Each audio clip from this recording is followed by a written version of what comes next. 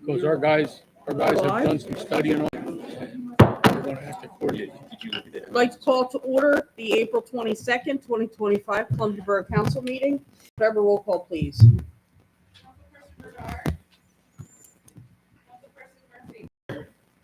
Councilperson Easy, Here. Councilperson Fisher. Here. Councilperson Stahl. Here. Councilperson Kaufman. Here. Councilpresident King. Here. Mayor Lutz. Here. Thank you. All right. Would anybody like to offer an invocation? If you'd like, please rise for a moment of silence.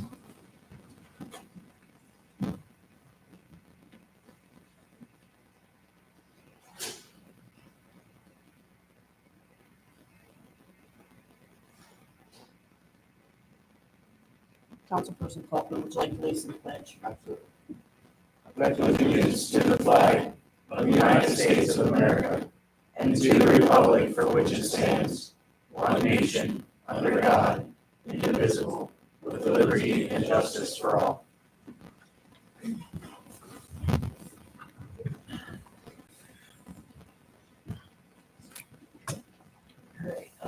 Announcement of executive session, there were none. Are there any additions, deletions, or reorganization of the agenda needed? Yes, I'd like to add,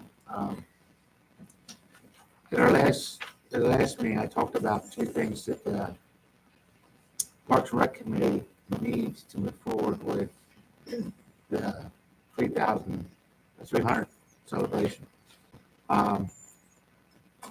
Some type of a funding source, whether a checking account or a line item in the accounts.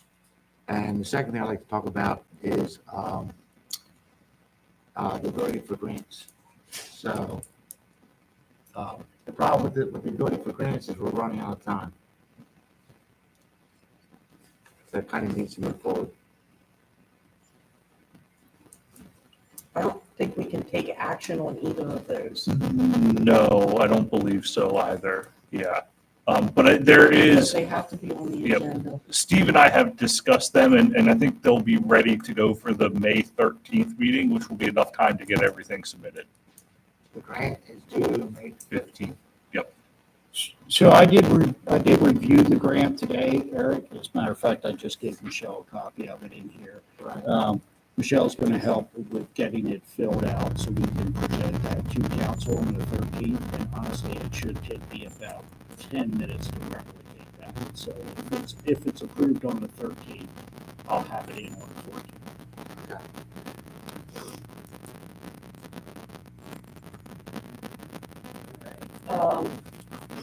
Anything else? Reorganize.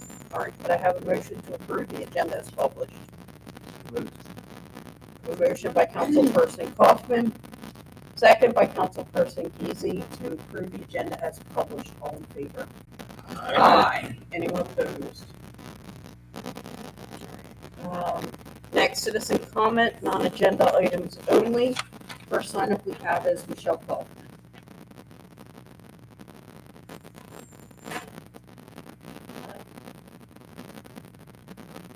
You gotta talk it. On now? Okay, thank you. Sorry, I'm not sure. Michelle Kaufman from 900 block of Spruce Street, also chairman of Parks and Rec. I actually have a praise for the council. I want to thank you for having the arborists come out to the town square and take care of the tree trimming before PP&L took care of that. And some other trimmings. Steve helped get that organized for us. So I want to thank council for moving that forward and taking care of the town square. It looks great. I also would like to give a shout out because we did not have our regular Parks and Recs meeting last month or earlier this month because we didn't have quorum. So I wasn't able to give a shout out to Create Columbia and the Columbia Town Gardeners for another year of helping us out with the town square. This will be their second year helping us out. They're volunteering to do that for us and keeping it up to date and weeding it and just keeping it up and putting flowers around the fountain, if you haven't been up, it's very clean, well taken care of. So I wanted to thank them and acknowledge that. Great, thank you. Thank you. You're welcome. Next sign up we have is Jesse Rabinowitz.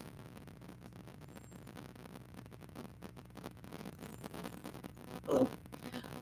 I was on the Columbia Borough website earlier today, just looking at the calendar, and all the events say, a date and time, but don't tell you where to go if it's a, public event. Is that something that can be remedied? You would know where to go? It's just been set up for the event. Yeah. Okay. Awesome. Great. Thank you. All right, is there anybody that wanted to speak that did not get a chance to sign up? Minutes for approval. I have a motion to approve the Borough Council meeting minutes for April 8th, 2025. Second. Motion by Councilperson Kaufman, second by Councilperson Stahl, to approve the Borough Council meeting minutes for April 8th, 2025. Questions, comments? Any issues? Seeing none, I have a motion by Councilperson Kaufman, second by Councilperson Stahl, to approve the Borough Council meeting minutes for April 8th, 2025. All in favor? Aye. Anyone opposed?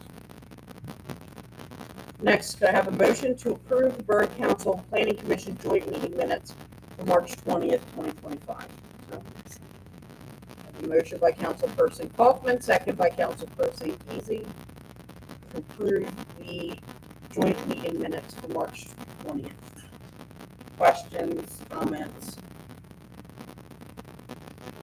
I just want to go on record saying that I was a little confused when I saw this because we had tabled it because some of the information was incorrect.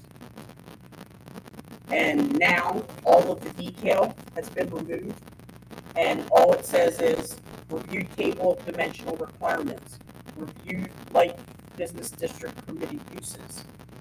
I thought we wanted it to be accurate, and now there's not any information even in there. And I understand we want it to be minutes, not hours, but at the same time, we want to be able to capture what we're saying. And the explanation I was given was that we're fulfilling the requirements, the legal requirements, but we're not doing a service. We're not letting people know what really happened. And we all know that meeting, the audio was horrible. So it's not even like we can go back. And we were specifically requested to table this by Planning Commission, yet they approved it with even less information. So I just wanted to go on record saying. Can we add that, for example, the table change? Might want to change it. Like the proposal, yeah. To the agenda instead of writing everything out on the agenda. Or in the minutes. In the minutes, I think you could say, it was discussed as is described in the attached exhibit A or whatever. Right. I don't think there's any problem with that. I think as long as you present the information, that's the important thing. Concern to me is, at least in the audio, we start typing everything out that we discussed that night, there could be things missed. Well, right, but I mean, we still need to have it be more informative than looking at the agenda, because that's what the agenda said, review table of dimensional requirements. And that's all the minutes say. Especially in this case, I know what they said. Since we tabled it from the last meeting, that had much more detail in this. To go from this to this, I'm not saying that this is right or wrong. I'm just saying since we went as far as we did the last time, so I think we're going to approve any minutes for the joint meeting.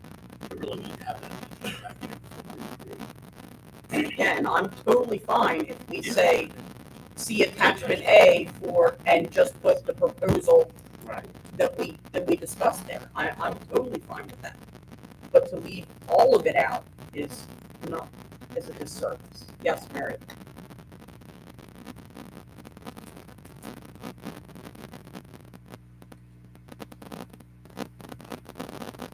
Mary Wickenheiser, Chair Planning Commission. Kelly was part of the group that sat down and decided that this is how we were going to do it. I would say we discussed it. And, Like, and that we weren't going to itemize everything. If you want to include all the changes, here they are. Here they are. Is this what you want to attach to the minute? I mean, I know that's what I'm saying. Like, I thought we at least have the changes instead of just removing everything because some of the things were wrong. But the other thing is, we're kind of following precedent here. At your February 11th meeting is when you made the changes, sent to Planning Commission, the highlighted changes, and the minutes you approved for February 11th meeting, item 10B, Borough Council reviewed and made some changes to the table of permitted uses for the light business district. That's all it says you did. I agree with you. This doesn't even say we made changes. It just says we reviewed. That's all I'm saying.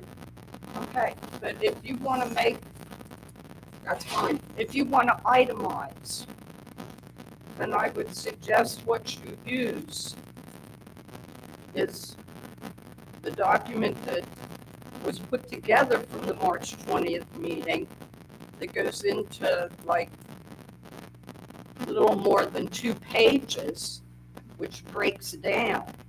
Yeah, And I can also tell you that Paula has put together a draft of those tables yeah.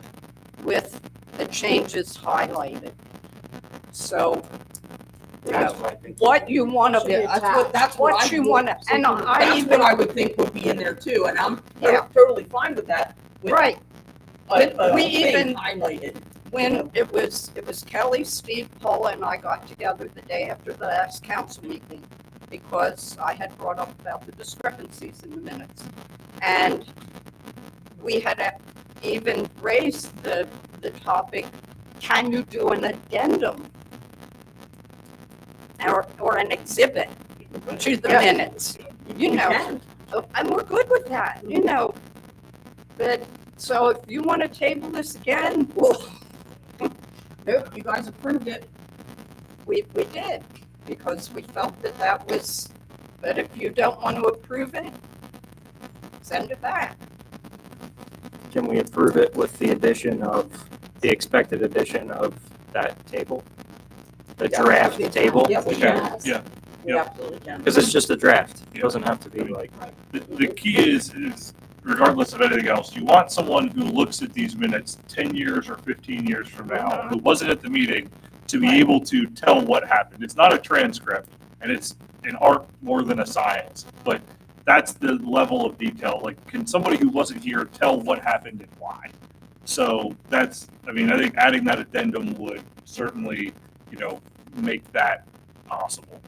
And would it be proper then for Planning Commission to amend their approval to include the exhibit to the minutes? I would After the say, fact. yeah, so I would say rather, and I'm not a Robert's Rules expert, but I Right. would say rather than amending that motion, you need to rescind the first motion Rescind and then make a motion to Make a approve motion. the minutes with the addendum attached. Okay, so if we do that, if we have that for our planning meeting, we'll get these minutes together yet and have something that everybody wants. Okay, are we good then, Evan, if we do that? Okay, thank you.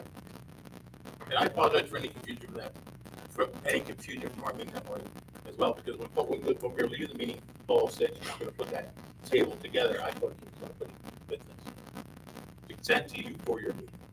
And I wasn't at the planning commission meeting. I wanted to come, but I had something else in mind. Just to get to see it, so. Merchants Association.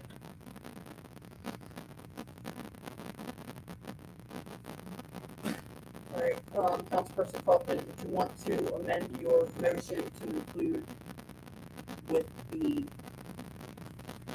attached exhibit? Yes. Are you okay with that? Yes.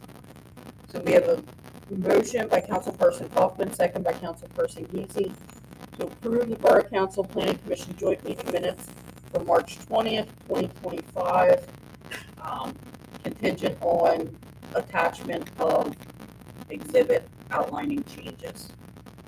All in favor? Aye. Anyone opposed? Presentation and acceptance of reports. Community development.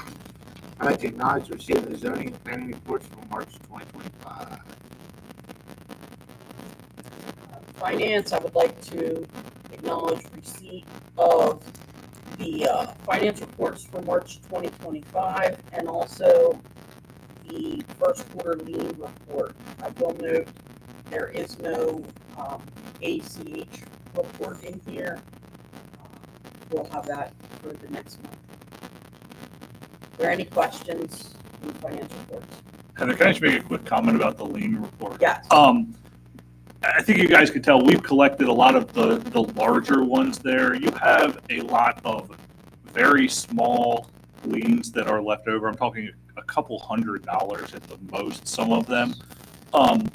And some of them, there's a 20-year period in which to collect those liens. And we're not quite there on any of them yet, but we're getting closer on some. So at some point you may need to kind of decide how you want to move forward with those.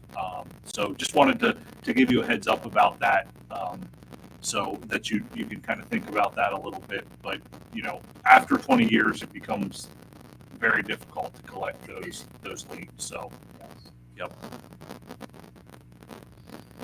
And these people are notified every single year that they still owe this money. I don't know they certainly were not being notified every single year. We send reminder letters periodically to them. It's something that sits there basically. Now, what's interesting about the situation here is how many of the properties have changed hands without those liens being paid. That is really unique to Columbia Borough from what I can tell.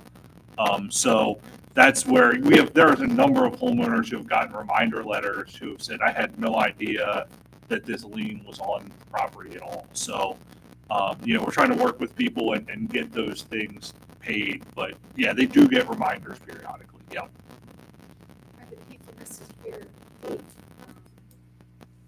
the land, the people who are listed here, are they the ones who own the property when the lien was issued? Correct. Yes. And if the property was sold after subsequent to that lien being issued without it being paid, those people's, the owners are on there now in the description if you see some of that. Yeah. And typically that happens when it's a cash sale. Yep. And they're not doing title insurance. Yep. So they're not doing a title search. Mm-hmm. That is absolutely. Yep. Yep. Anything else on the finance reports or the lien report? Okay. Safety. Councilperson Murphy, can you acknowledge these, please? On behalf of Councilman Brigard, I'd like to acknowledge receipt of the public safety report to the Columbia Borough Police Department for March 2025, the Columbia Borough Fire Department for March 2025, Columbia EMOC report for March 2025, as well as the EMS report for March 2025. I would note that the police activity was up. We had almost 100 for March. The fire calls remained busy almost two a day, so 38 as well. Chief, do you have anything you want to bring up particular on? No, thank you. I'd also like to acknowledge receipt of the codes compliance report and the condemnation report for March 2025. Any questions or comments? That's all I have. Thank you. Mayor Lutz, Chief Brummer. Yes, Chief and I have been talking recently, and I know our officers have been doing some study. We're starting to see popular not only in Columbia but all around e-bikes and e-scooters, electric bikes, electric scooters, and there are regulations for those electric bikes and electric scooters. Our officers have been studying up on what those rules and regulations are pertaining to the electric bikes and electric scooters. They are going to start taking action on those violators of those electric bikes and electric scooters for noncompliance. We can't risk people flying around on electric bikes and electric scooters here this summer and wind up getting seriously injured or, my God, possibly killed. Parents need to understand, and I saw an article on this. Parents need to understand when they go to either purchase or allow their children to purchase electric bike or electric scooter, that they should read up on what the regulations are for those pieces of equipment. If you rely on the organization or company that's selling them, they're going to try to make a sale. And they're going to tell you, oh yeah, you can do this and you can do that. You know, we ran into this a few years ago with those little bikes. We had that issue, and now that's kind of gone by the wayside to some point, but now the electric bikes, electric scooters are popping up. So I just want to advise all parents and the kids to find out what you can do, what you can't do, and what you should buy and what you shouldn't buy when you're getting into that. The other thing is, last week, I attended a planning commission meeting, and I fully expected to see, I shouldn't say that, I thought maybe we would see some of that discussion on the agenda tonight, but I realized that it was probably too late to do that. I would hope that discussion, some of that discussion winds up at the workshop, the first meeting in May. Truly, I believe we're getting behind, we're falling behind on some of this legislation. And I'll give you an example, because I'm rather upset with this. Without having a professional zoning officer, planning director, some of this stuff goes by the wayside. Also, we used to get things from Lancaster County Planning Commission where, when they were fully staffed, excuse me, they would see coming trends and create model ordinances and get them out to the municipalities so that we could copy them and stay ahead of the curve and ahead of the trends. We haven't been able to do that. So now we're in a reactionary position. And as a good example, we talked about smoke shops. We do not have anything pertaining to smoke shops. Therefore, it invokes a curative amendment. And you can put one anywhere in Columbia, provided certain. I would say with a special exception. Yeah, provided certain things. You know, and the example, I heard that there's going to be a smoke shop out where Lee Sprague's barbershop was. There is one. It's here already. Look, It opened this weekend. that's a change of use. That should have came to zoning. Also, when you put an accessory business in a residential property, it requires off-street parking. There's no way you're going to park there unless you put them in the house. Now, I don't live in that neighborhood, but I pity those people that live in that neighborhood. We need to get on the ball and take care of some of these problems. It's destroying the quality of life in certain areas in our community. Come up Locust Street the other day, the smoke shop down Locust Street, I thought it was the marquee on a movie theater. It was lit up so bad. I mean, I could have turned the lights off in my truck and went out and seen where I was going with the lights that were coming out of that smoke shop down there. You know, we need to get on the ball and do something here and straighten some of this stuff out where it's going to get away from it. It's away from us now. Hopefully we can stop it, and that some of them possibly won't make it, and then it'll revert back. Well, And we'll get back where we were. Evan, we did this once before, and I'm going to put this to you. With impending legislation, can you declare a moratorium? Basically, so people don't do a rush to get ahead of the curve. I believe that you can at least, if you have it in process, you can tell people that this is what the regulation is going to be so that you don't get that rush of people trying to beat whatever the regulation is. But I agree with you. If there are changes of use and things like that where I think, and we need to see where things are fitting as well in your uses, whether that, I mean, I understand you guys have spent a lot of time on your table of uses, but you need to make sure that that's covering as many things as possible. And if you need to start from scratch rather than base it on what you've got already, that, you know, I think you've got to consider some of that stuff because things have changed a lot since the last time that table of uses was changed. So I heard at the planning commission meeting, this is really a good idea. There was another municipality, they looked at another municipality's zoning lexicon, zoning ordinance. And for each area, downtown commercial, here's downtown commercial, here's a list of everything that you can do that's permitted in that area. And then everything that could be listed as special exception. For each zoning district, not these tables that we have. Those tables have been around in Columbia Borough probably 50 years, if not more. They're that antiquated. We need to get back and get this thing squared away. So that when people come into Columbia, businesses or whatever have you, residents, business, whatever have you, when they come into Columbia and they want to purchase whether a business or a home or whatever have you, all they have to see is what zoning district it's in, go to that page, and there's the whole menu of what you can do and what you can't do. That's very simple. I can tell you have the right person in the room because every zoning ordinance that I've ever seen that CS Davidson does, that's exactly how it's organized. I know that, and you've got a lot of things going on. And in the conversations I always had with Mark, it was, let's get the comp plan done and then find some grants to redo the zoning ordinance. And I feel pretty certain that we can get with DCED and come up with some funding to do that and probably even some assistance to do that. And if Derek's organization has it, hey, great. Put them to work. But we need to get there and stem this onslaught. I just seen today on the news that there was going to be, might have been, there either was or is going to be legislation introduced on marijuana. Well, And that's what this is all setting up for. it's my understanding that the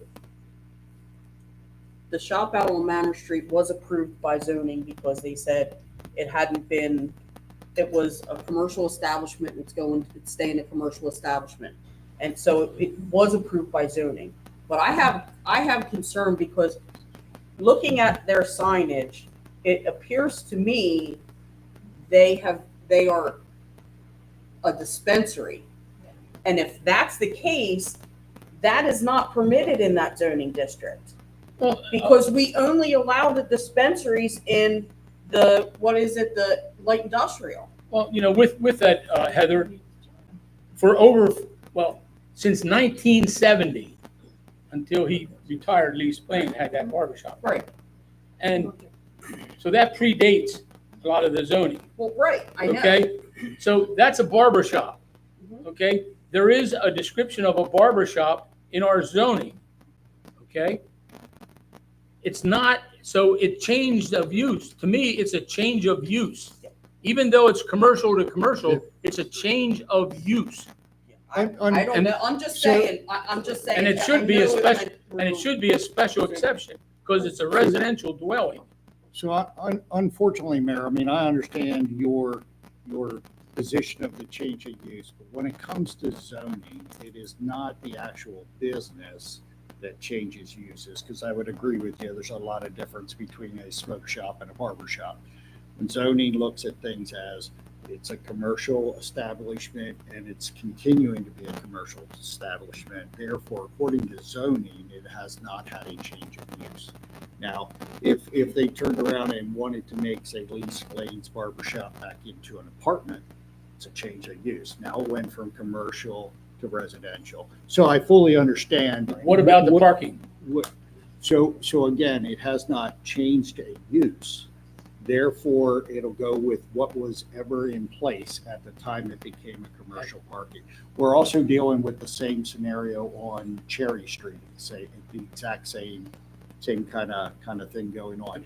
I don't necessarily disagree with your opinions at all on it. It's just the zoning, the way the zoning is kind of set up. So I'll let the law be the law, but for me, it shouldn't be happening. But you're absolutely right. We could put in place restrictions to only have certain establishments, like we learned our lesson years ago with the Hartman Cafe kind of scenario. Yeah. If you don't put it somewhere, it can go wherever. Well, that's what we need to do also with the smoke shops and those kind of things, is we have to give them a place, and that might be highway commercial. I would suggest that And at the workshop, some of this is vetted, and if it goes to the first meeting in the second meeting, the first business meeting in May, right, that there may be some legislation moved forward that we can put a stop. In other words, stop anything from the onslaught, declaring a moratorium, because we're working on that ordinance. So at least we can stem the tide. We may take a licking eating what we got, right. and hopefully it'll dwindle down, but we need to stem the tide. Well, I will definitely look into the dispensary portion of it. And I believe we already have legislation that's in the works, or we're at least, No, working. we already have, We we already have medical marijuana, which would be a dispensary in the zoning ordinance, and it is only permitted in the light industrial business. No, I district. understand that. So Yeah. I was going to look at the establishment out there, and Yep. we'll do that. The other portion that I'll look at is, I believe we already are working towards the smoke shop type Yes. thing to get that legislation in there. So I think we're already started on But that. thank you all for that. Leo, the reason it wasn't on tonight is because we had all of these action items, and I wanted to be able to. And I respect that, and I understand that. I'm not, But it was my intention that. the yeah, I'm not workshop bent out of was shape only to be about it, because legislation. for me, protocol would be wait until the workshop to Yep. do it. Although I am anxious, Oh, I know, I'm chomping. I at the am bit. anxious to try to push it as fast as possible. Oh, I am too. Well, thank you all. Is it considered outside seating when the people that own the place, the smoke shop, are putting seats outside and sitting outside? Like they're hanging out on the entire block. They're just putting their chairs outside of it and they're all sitting out there hanging out. They're not even in the smoke shop. They're literally on the sidewalk. And that's what they're doing. They're setting up their chairs and sitting. They don't have to be able to have outside seating, but that's what they're doing.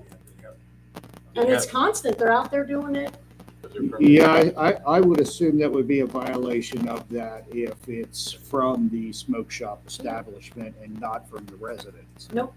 Right. And if Well, we have restaurants up and down Lake Street that have seats. Yeah. Which of the sidewalk cafe ordinance that we did? Yeah. Yeah, that's specifically permitted for them to be able to use the sidewalk. Now let's talk about it. I don't know. Mhm. Yeah, I just. And that's all I have, Madam Barbershop before, and I get this, a sidewalk cafe is, I don't necessarily see them as two of the same thing. No, I agree with that. It was a barbershop before, I'm certainly didn't have, if we're gonna say it's commercial use, and you're saying that the parking requirement isn't required because it wasn't required before, for the barbershop, then you have to say, the barbershop didn't have outside seating then, they shouldn't be allowed to have it either, if you're gonna follow through that. See, I have a problem with that, because even though it predated zoning, it would be a special exception. So when that ceased, the special exception goes away, and they should have to have gone to another special exception.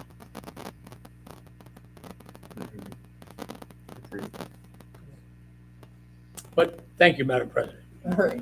And Chief, I'm gonna hand it off to Chief. I know, he's like chomping at the bit, he's over there, he's like ready. I just wanted to point out that on this volunteer appreciation week, our very own Jay Barninger, Emergency Management Coordinator, was recognized by LEMA, Lancaster Emergency Management. on a social media post. And I think we should take a moment just to recognize Jay and the many other volunteers in this community that give countless hours, dedicate themselves to making this borough better. So thank you very much to all Yes. of you. Thank you. And also on that note, I'll say that if you're looking for a volunteer opportunity, we're having our community cleanup day this Friday. Please show up at Locust Street Park at 8 a.m. and we will clean up the community from 8 till noon. And then the borough will provide a lunch to all those that helped out. Here. Here, that's, yes, in council chambers. So, thank you. Oh, Chief, before you leave that, how many people do you have signed up so far? 70. 70 volunteers. Fantastic Yeah. turnout. And, Continues to increase and we'd like to see 100. Yes, yes. Yes. Very proud. Thank you. All right. Probably piggyback off of that, and this Friday's also National Arbor Day. Yes. And also the Columbia Earth Day. Earth Day. Or they're calling it something else. Yeah. Go Green Green Columbia. Yeah. So that is with the Sod families. It's It's all being all held. happening down at Columbia Crossing. Yeah, the Correct. Shade Tree Commission and Dan Sod from Sod Metal Recycling, they got something planned, and I think it's going to be great. Yes. I think it's the beginning of something really growing here in Columbia.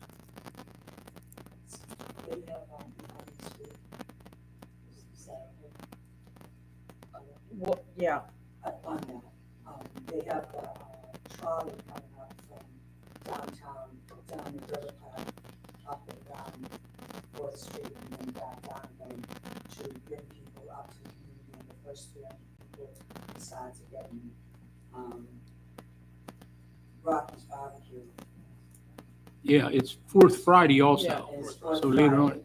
Yep. So there's a lot going on, and I'll be on the trolley doing my coupons. Thank you. All right. Action items. Let's get into it. Strap in. Oh, yep. Buckle up. Here we go. Do I have a motion to authorize the bill payments? So moved. The motion by Councilperson Kaufman, second by Councilperson Geezy to authorize the bill payments. Are there any questions, comments, or concerns? The only question I have is, the email was kind of confusing. They just added more to the original? Yes. Okay. There were a group of checks that were needed. There were bills that were needed, but got missed. Right. So Lauren was out last week. When she came in Monday, she was like, "Oh, wait a minute, we missed these," so she did them. So, but because of the way the report pulls, it pulls everything for that day. So the second report just duplicated the first and added the ones to it. Right. I got you. Yeah. Any other questions? All right. I have a motion by Councilperson Kaufman, second by Councilperson Geezy to approve the bill payments. All in favor? Aye. Anyone opposed? All right. Next, we have Resolution 2025-08, appointing Heather Zink as the voting delegate for the borough at the PSAB Annual Conference. I'm the only one going, so I do not have anyone on here as an alternate. Do I have a motion to adopt the resolution? So moved. Second. The motion by Councilperson Kaufman, second by Councilperson Stahl to adopt Resolution 2025-08, appointing Heather Zink as the voting delegate for the borough at the PSAB Annual Conference. All in favor? Aye. Anyone Heath- opposed? Heather, may I respond to that? Yes. Since you have been going to the PSAB conference Mhm. as our voting delegate, now I'm the mayor, so I can go, but it's more for council people. I think you've done a lot for Columbia Borough, representing Columbia Borough as a delegate there, to the point of some of the resolutions you have presented have been taken on by the Pennsylvania Boroughs Association. So I want to thank you for what you're doing there. I'll say you're helping put Columbia on the map with the rest of the state there. Thank you. Yeah, and I generally represent Lancaster County Boroughs Association too as their voting delegate, so. That's great. Yeah, I enjoy it. And people, now I stand up to make a comment and they say, oh, Columbia Borough. Yep. We always said we want to be the head of the dog, not the tail. Yes, we do. Great. So I have a motion by Councilperson Kaufman, second by Councilperson Stahl to adopt Resolution 2025-08, appointing Heather Zink as the voting delegate for the borough at the PSAB annual conference. All in favor? Didn't we do that twice? Anyone opposed? No, Leo interrupted. Oh, okay. I was like, Okay. I thought we already Yeah. went there, but. All right. Next, we're asked to authorize staff to execute the cooperation agreement with the Janssen Foundation. We need to do this. I had the executive brief that explained it. We had said we were going to purchase equipment for that project, and we also have some in-kind work that we're providing for their grant with DCNR. But in order to get that money, they need the cooperation agreement. So this is just to allow staff to be able to execute that agreement. Could I have a motion to authorize staff to execute that agreement? So moved. Second. We have a motion by Councilperson Kaufman, second by Councilperson Stahl, to authorize staff to execute the cooperation agreement with the Janssen Foundation. All in favor? Aye. Anyone opposed?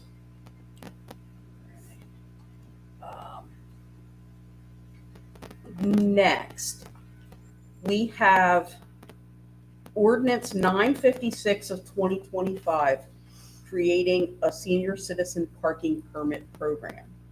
Oh, wait a minute, Evan, I put on here adopted. Do we have to advertise it? Correct. This is just Oh, authorization. yeah, so this is just authorization to advertise it. I'm sorry.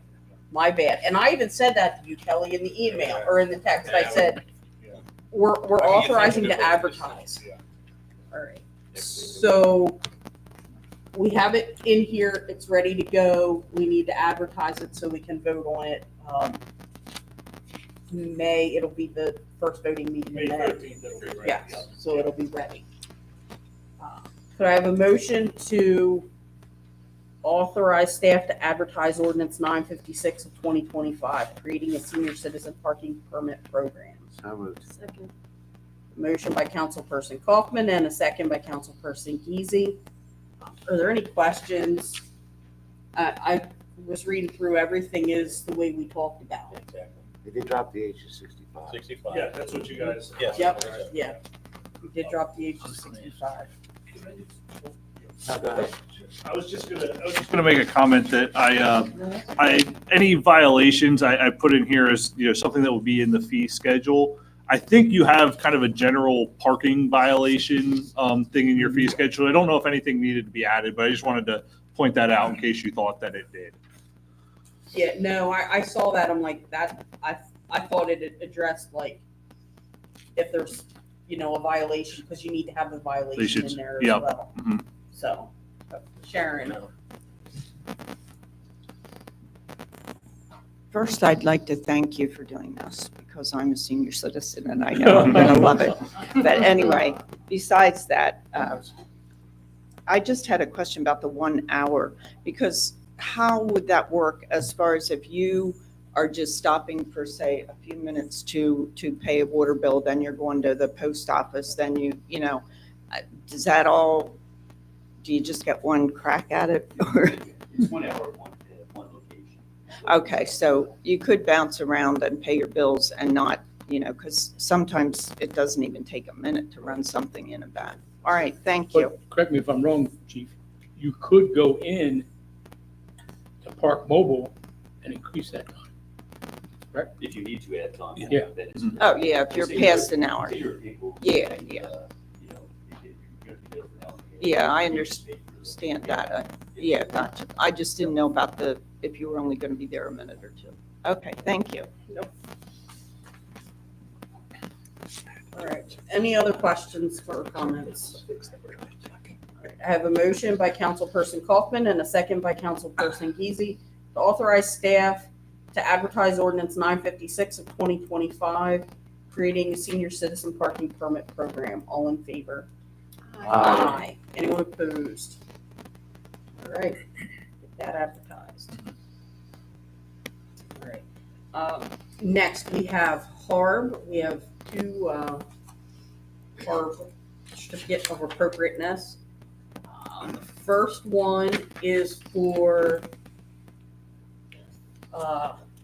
38 South 2nd Street. It is for construction of a new 207 square foot stairway structure. This was approved by HARB with no conditions.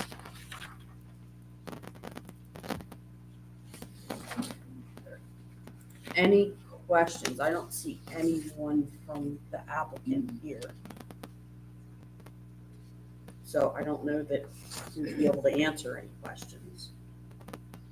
This is the step up from 9th Street up, correct? Up to the right, Mitch. Right. Yes. Gotcha. Yes.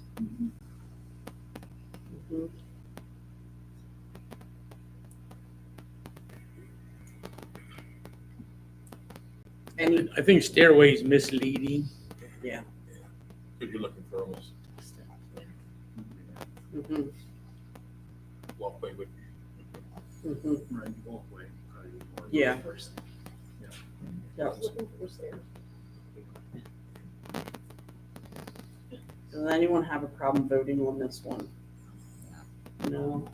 Does anyone want to make a motion to approve the certificate of appropriateness for construction of a new 207 square foot stairway structure at 38 South 2nd Street? I'll make that motion. Second. A motion by Councilperson Kaufman, second by Councilperson Murphy, to approve the certificate of appropriateness for construction of a new 207 square foot stairway structure at 38 South 2nd Street. All in favor? Aye. Anyone opposed?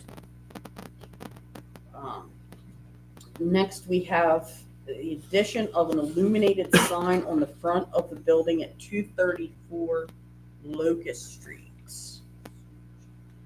which is a smoke shop.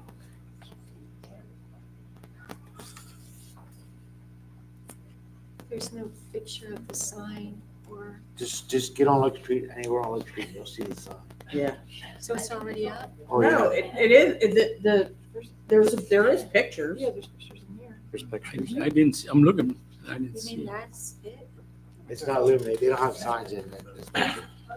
They're showing where they're at. Yeah.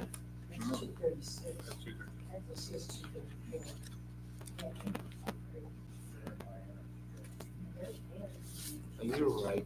Is that right? That's the back and the front. It's the front windows, it's beside Parma. Yeah, 234, 236. It says 234B. Well, that picture shows 236. That's it though, that's the building, That's the building. that's the building. So are you telling me the sign is already up before it's been approved?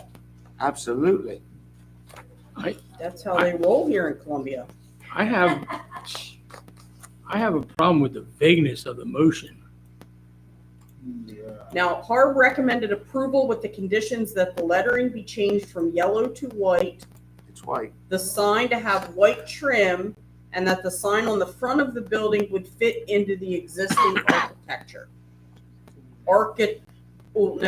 Architrave is the word. So, I'm confused It's here. a little easier right there, Yeah. not that I'm confused because what they have right now is illuminated digital lights in the windows. This sounds like it's an outside structure sign. We don't, HARB doesn't, what's the word I'm looking for? They don't regulate the ones in the window. Yes, they do. They don't let people stop. They wouldn't let the pizza shop have it. Right.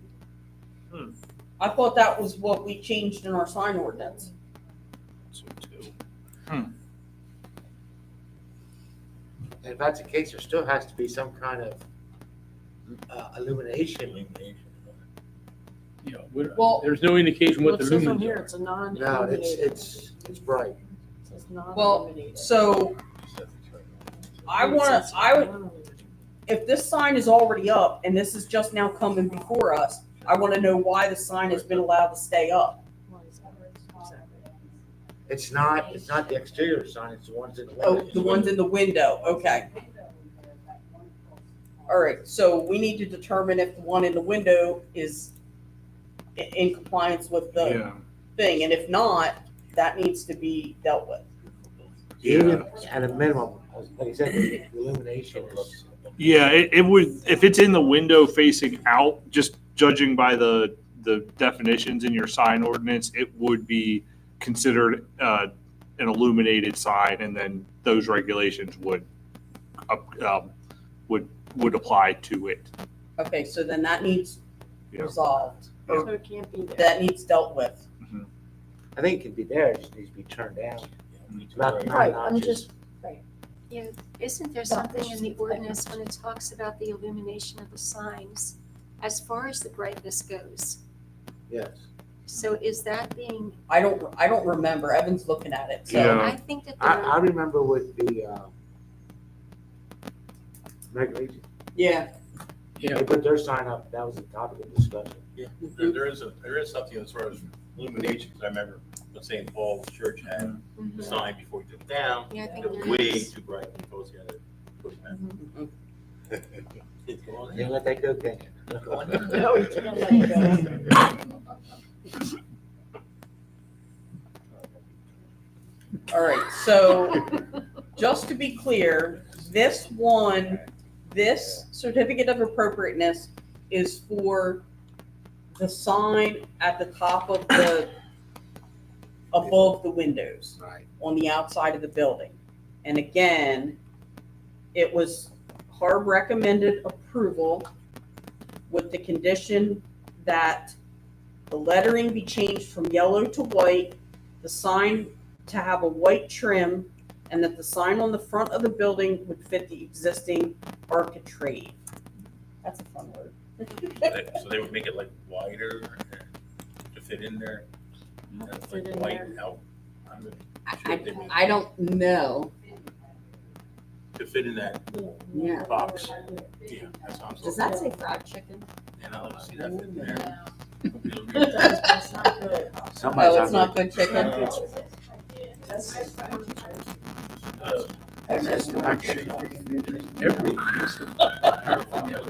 Yeah. Is that legal to sell? What, fried chicken? It is a fried chicken. Oh, no, it's not. It is. All right.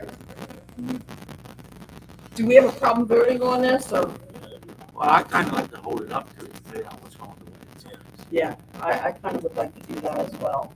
So is the address 234 only, or 234 and 236? Because that's, Well, so the apartments are public. Right. So the 234 may be the store, which I. on the lower level. I don't think it's backwards, I think. Well, it says 236 next time. Right, but everything on here shows 234. When I look it up on the maps, it shows 234 at the back of the building, and then 236 shows to be in the In front. front, yeah. So the Not that the apartments are map probably in the is. back and- Because you have the fire. Yeah. Yeah. Okay. And we have, just just for my clarity, on the thing here, it's talking about the sign in the back, but we don't, correct? We don't have to worry, we don't have to approve that one. Harb certainly would not in this Right, situation. Yeah. okay. So, because the only thing on the COA is that one in the front, so I Correct, just wanted to yeah. make sure we were good, we don't need the. Okay. All right. Could I have a motion to table this certificate of appropriateness until we get clarity on the illuminated sign and what. All right. So moved.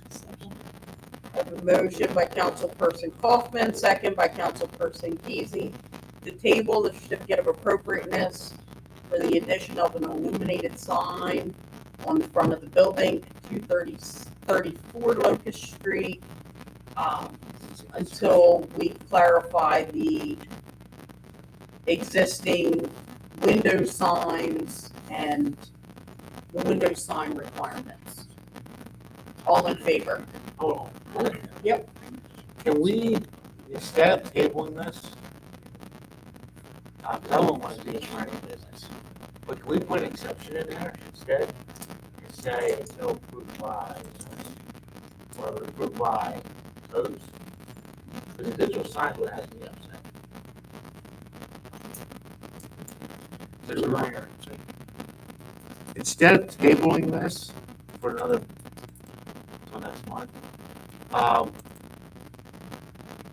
Pending approval. could we put like an exception in there and say we approve it with the exception of review or after review of?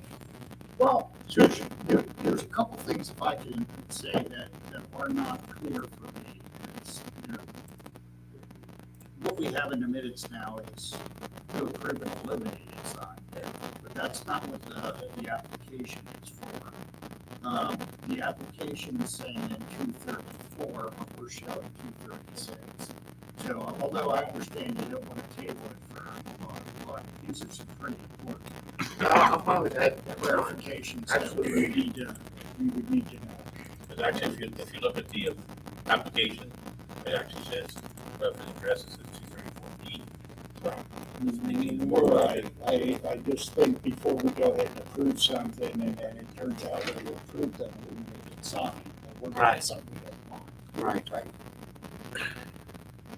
Yeah, because that one there doesn't look like it's illuminated. unless it's Yeah, I think in the application, it's not for an illuminated sign. It says non-illuminated. Okay, so, yeah, so it's saying non-illuminated, but the information in the COA says Right.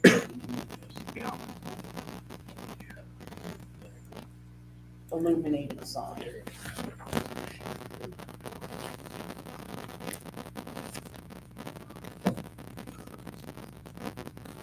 I mean, I hate to make any business wait as well, but at the same time, we need to make sure we know what we're approving. Right. Because we're already having problems with smoke shops and everything else.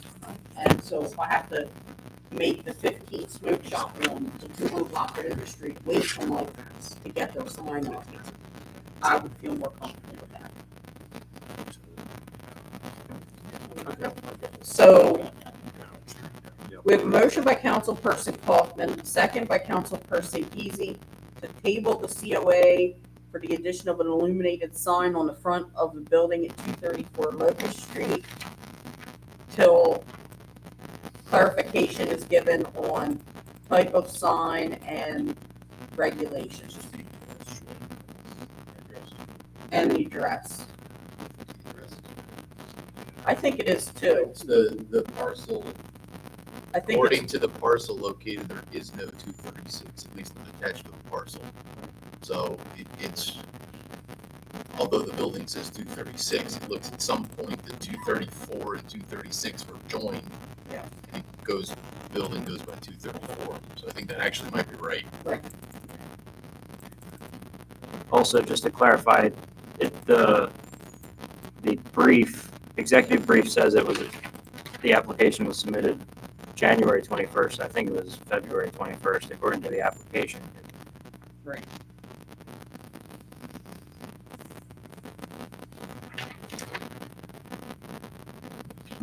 Wait, no, the executive brief says February 21st.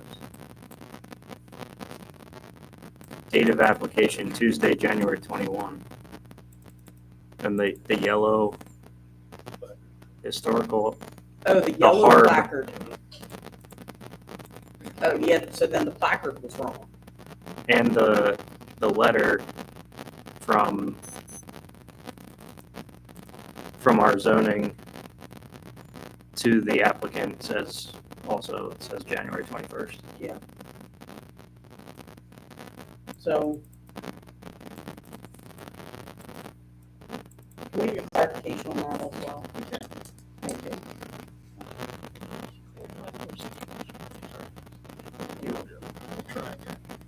Yeah, let's bring this back.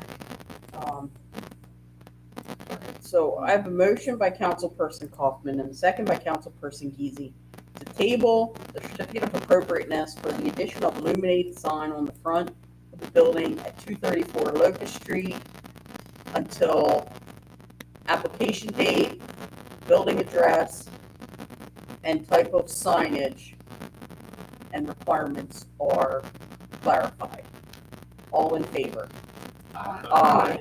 Anyone opposed? So that is tabled.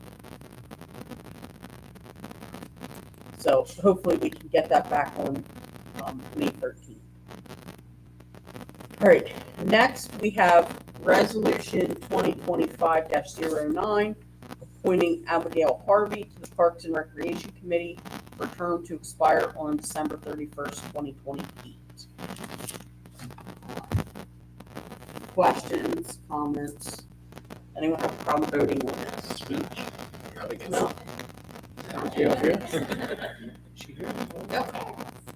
My name is Abigail Harvey. I had a stand at the Market House for about just under 2 years. So I've been involved with the community a little bit with my small business, and just through conversations with Michelle, thought I would get involved with Parks and Rec. Just a little bit about my background. I also serve as the executive director for the Lebanon Valley Conservancy. So I work with the land trust, and everything that I do is really environmentally driven. So I'm looking forward to contributing that knowledge and expertise to the Parks and Rec Board. Thank you. Thank you. All right. Does anyone have a problem voting on this? No. No? Do I have a motion to adopt Resolution 2025-09? A motion by Councilperson Kaufman, second by Councilperson Geezy, to adopt Resolution 2025-09, appointing Abigail Harvey to the Parks and Recreation Committee for a term to expire on December 31st, 2028. All in favor? Aye. Aye. Anyone opposed? I forgot where I was at. On the whole light thing. Sorry, I know, I like got all confused. I was like, wait a minute, what am I doing? Pausing for effect. Yeah, I was pausing for effect. But I'm still stuck on that arbitrary word. So, all right. Next, we have one here to consider authorizing the purchase of a dual ADA bathroom for the Maple Park project. I was informed just as the meeting was starting, we need to table this. Per the requirements of the DCNR, we are allowed to purchase this through CoStars, but since this is federal money, we still need to get 3 estimates or 3 bids through CoStars in order to purchase it from CoStars. We got a second one, and it is actually substantially less than this amount that the first one was. So we want to table this and bring this back. Probably May 13th. We'll have it. And the reason we are doing this outside of the Maple Park project is because we're going to get a better price if we get the bathroom from CoStars than if we let the contractor purchase it for us, because they're going to mark it up. And you see how much the bathroom costs. Any little bit we can save is better. Heather, can you tell me what the term after DCNR approval means? Do they have to approve the bathroom that we purchased? It's on the C. Yeah. So we purchase it, but they have to give their approval. we've already had approval from DCNR, so when we put it out for additional bid, we're gonna make sure that the bids that we get are exactly the same as the other ones, therefore we don't have to go through that process again.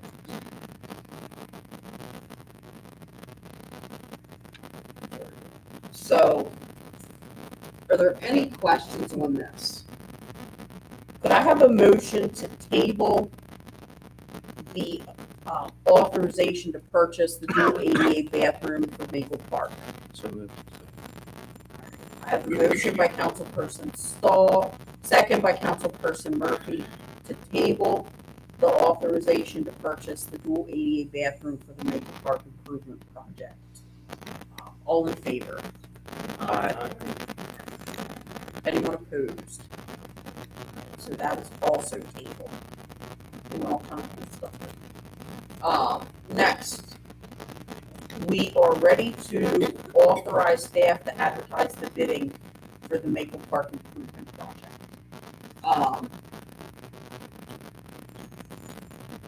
Derek, is there anything you wanted to add on this? I think it's pretty self-explanatory.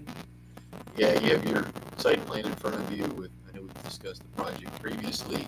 Just to drive home the bathroom, the idea is that the bathroom will be purchased separately and delivered to the site and set as part of that purchase. There will be a line item in this contract with your Maple Park contractor to make all of the connections to it. But yeah, Heather's correct. And we wanted to have a little bit more control over what bathroom was purchased, what was in it, and we definitely didn't want to pay a markup on it since we can just get it delivered to the site ourselves.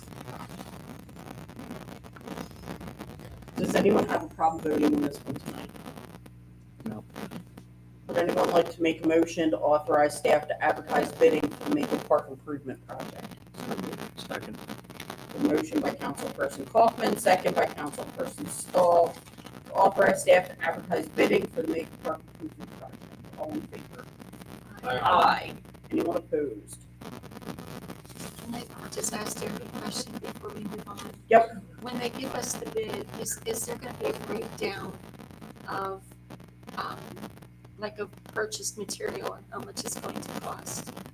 Like here we have the bathroom, will they do that for,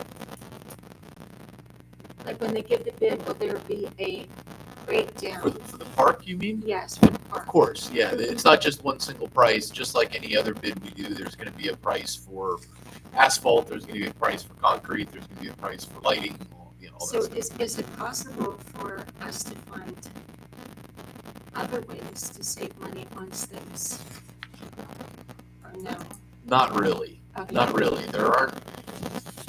There isn't a lot of cost savings to be had when you're purchasing small items related to a project. So, you don't traditionally buy the, lights separately and then have a contractor put them up. You don't pay for the asphalt separately. When you have a bathroom that, we're talking in the range of $150,000, just a 10% markup on that is pretty significant.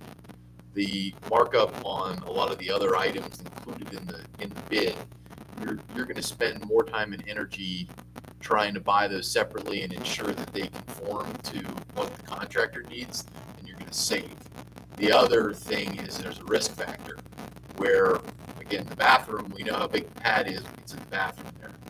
I wouldn't want to get into ordering any sort of specialty item or anything else that the contractor has to install, because if we buy the wrong stuff, we're on the hook for it. Whereas that's something that you pay the contractor for, is to organize purchase of a lot of the materials that they need, and then they're on the hook for getting them there.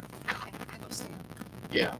There's a reason we don't really piecemeal things, but when you have an item that big, we saw that there were some obvious cost savings, so that's the only reason we're doing this.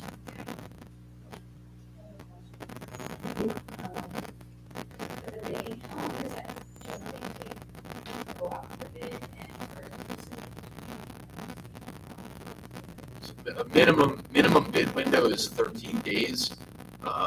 We are looking to have this out for 2 to 3 weeks for a public bid, and then ultimately It does. I usually set my bid opening dates on the Wednesday or the Thursday prior to a council meeting, so that I have time to get the bids in and get them in the packet to be voted on the next week. So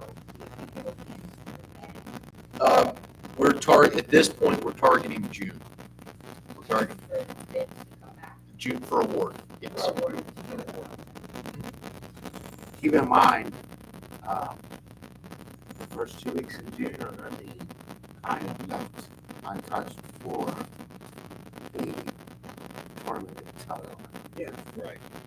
That'd be a condition of awarding the bid. Right. You know, so they can Yeah, start their basketball tournament. Yeah, we're targeting to vote on to award the bid at June 10th meeting. Right. And if you award June 10th, you won't have a contractor actually under contract until the end of June.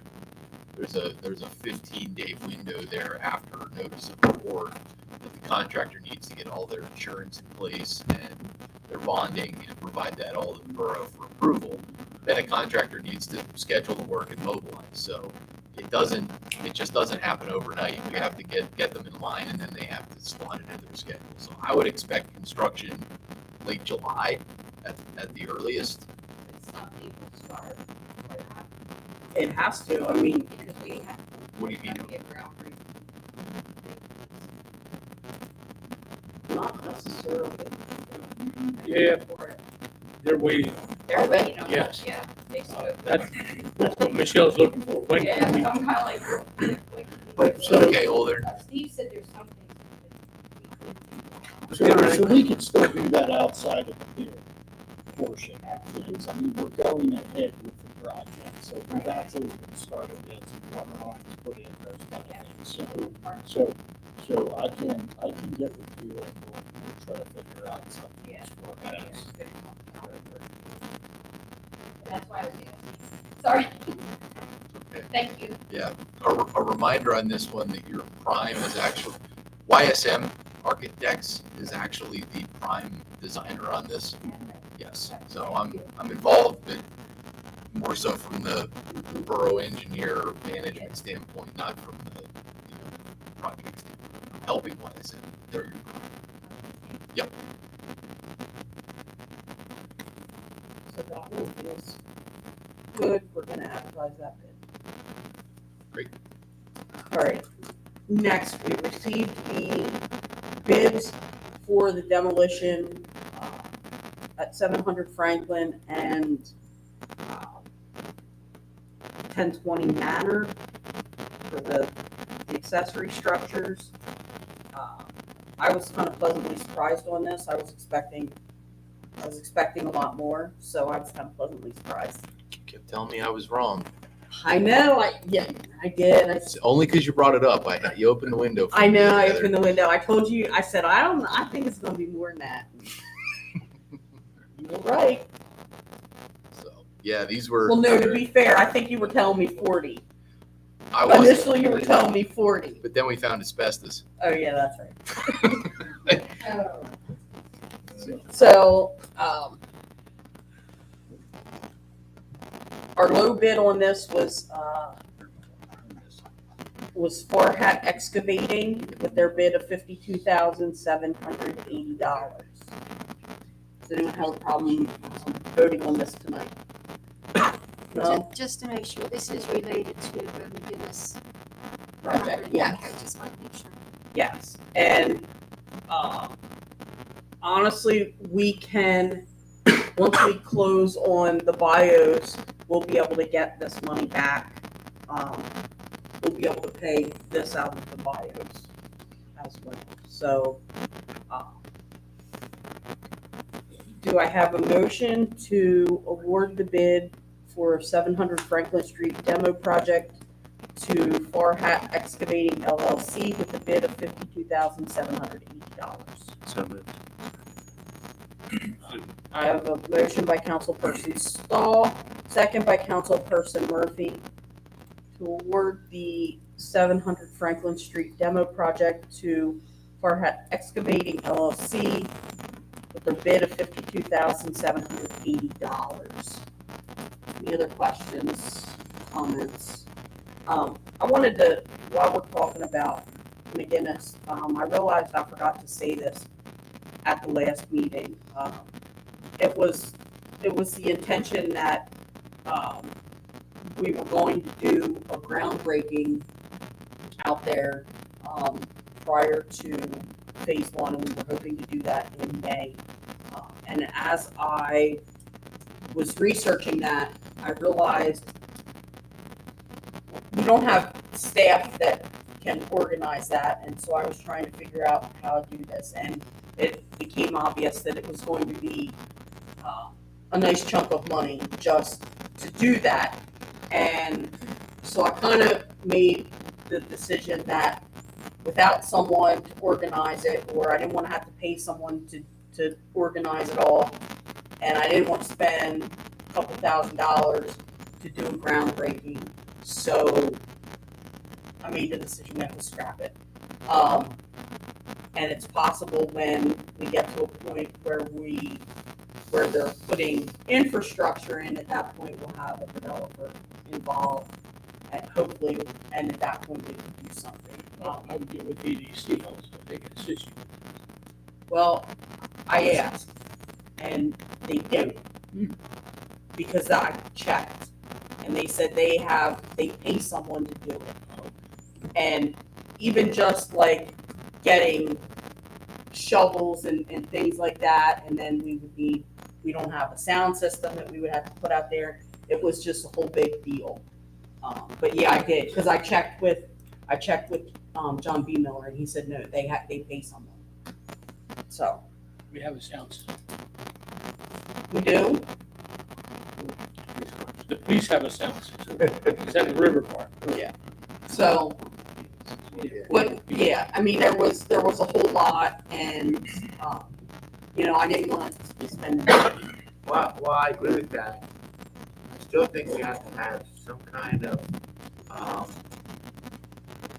town hall. Well, Steve and I were talking about that. He's going to be talking to Chief Kaiser to see if we can do a meeting out of the fire hall for the residents. That way, let us go to them. Don't make them come to us. Right. Let's go to them.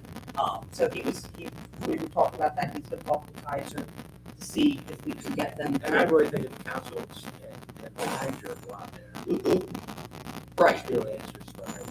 Yes, and that was our intention, because I was not aware that Mark had been telling the residents they were going to have a town hall. So we do want to make sure that we uphold that. It just seemed fitting for us to go to them rather than making them come here. That is also in the works. Okay, so. Could you double that up as a groundbreaking?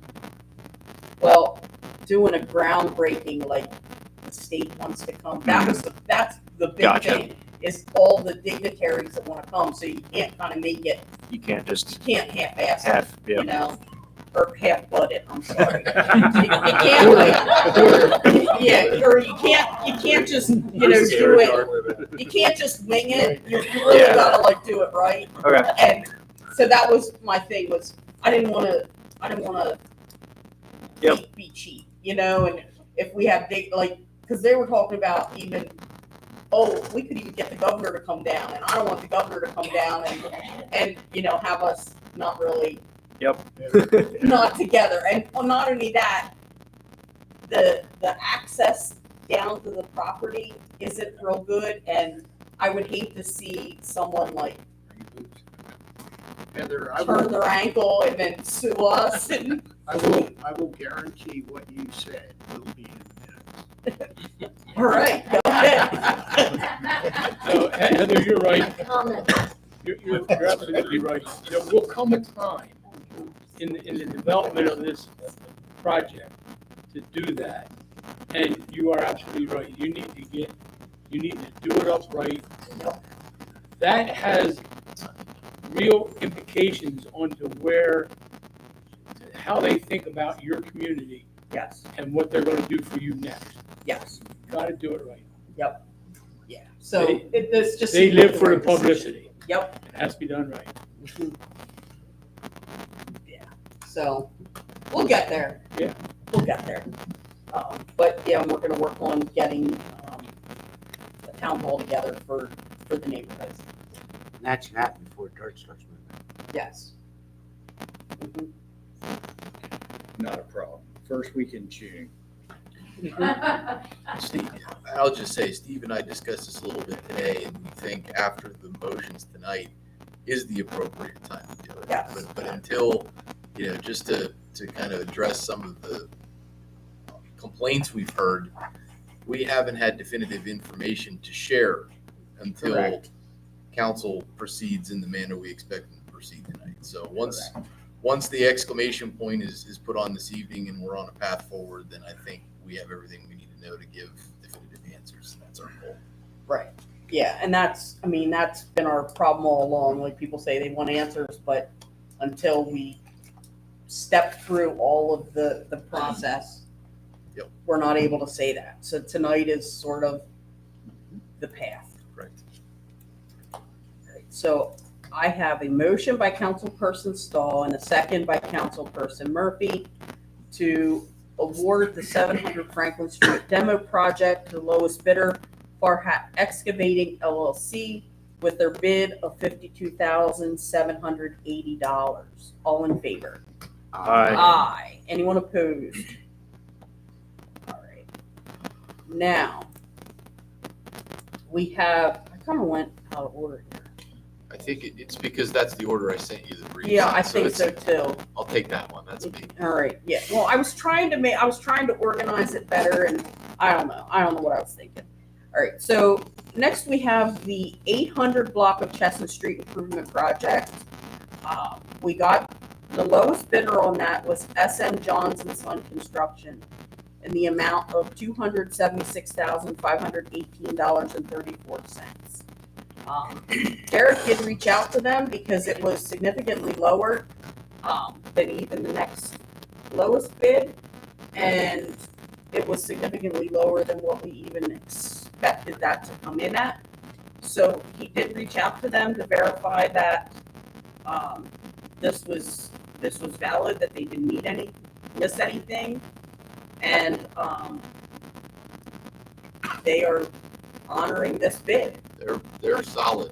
Yeah, the estimate on this was 400, and based on the 4 higher bids, that was what I expected it to be. So this 276 bid came in very low. They assured me they felt this was a great number. They are going to self-perform a lot of the work. They own their own curb machine. They own their own hydrovac, so they can do their own test pits. They're going to sub out the paving, but most site contractors do. So we literally spent 30 minutes and walked through each line item, and they ensured that they had everything in their bid covered. And normally when I see a bid this low, what I will look at is I will look for a singular item that may have an inflated price that I may have underestimated the quantity on.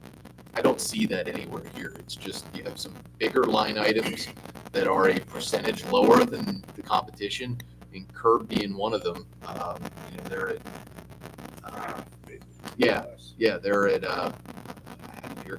they're at $32 a linear foot for curb, and everybody else was in the 70s or 80s. So just there is a $50,000 difference. But they were very comfortable with that number. So anything here that they said anything here that I believe we would go over quantity on, their price is better than the next guy anyway. So I've worked with SM Johns before. They're a reputable contractor. I'm thrilled. Has the borough worked with this? This is SM John's first time in Columbia. I can tell you I worked with them just last year on a project up in Elizabethtown. It went very well. So it was not only have I worked with them, but I've worked with them recently. No issues. And everything you can do with the research. Had a lot of positive. No problems. Yeah, we have enough experience. C.S. Davidson has enough experience with them that we weren't concerned that they were reputable. Yeah. That's huge, Steve. Any questions? Comments?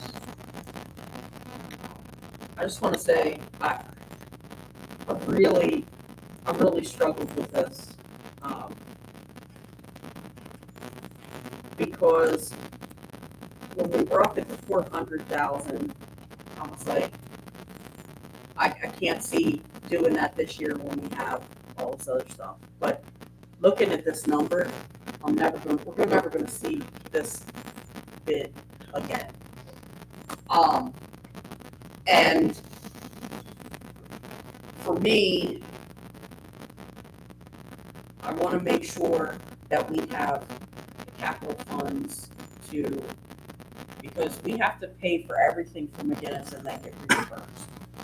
And I didn't want to see us in a situation where we want to get phase one moving, but we don't have the money to pay to get reimbursed for it to keep going. So I did ask what we need to do to get that back part of Ridge Avenue sold, and if we can expect to have that sold by the end of summer. I've been told that we can, so that will give us some breathing room.